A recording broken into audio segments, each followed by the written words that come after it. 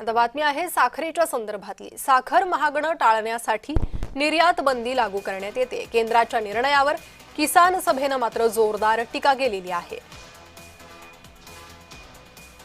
साखरेचे पैसे मिळत नाहीत, साखरेला दर नाही म्हणून हात वर करतात, सरकार कारवाई करत नाही माहिती आहे। त्याचा थेट फटका बसतो तो ऊस उत्पादक शेतकऱ्यांच्यावर। एका बाजूला रासायनिक खताचे दर आकाशाला भिडलेले आहेत। आमचे पंतप्रधान शेतकऱ्यांना सांगतात की रासायनिक खताचा वापर कमी करा।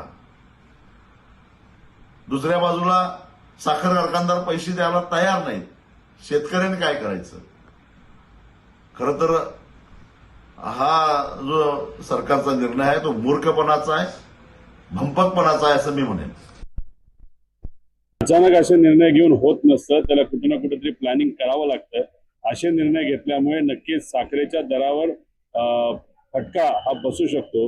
आज साखरेचा दर जर जास्त असेल तरच शेतकऱ्याला आपल्याला पेमेंट देता येईल, नाहीतर जास्त भाव जर शेतकऱ्याला द्यायचा असेल तर साखरेचे भाव जास्त असणं फार महत्वाचं आहे।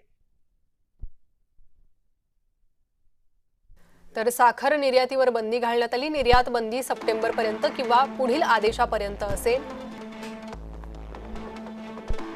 किमती नियंत्रण ठेवण्यासाठी केंद्र सरकारने हा निर्णय घेतला।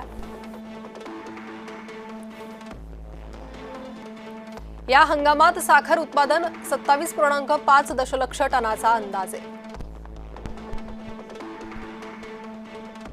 जुना साठा 5 दशलक्ष टन धरून 32.5 दशलक्ष टन साठा असेल। देशांतर्गत वापर 28 दशलक्ष टन होण्याचा अंदाज।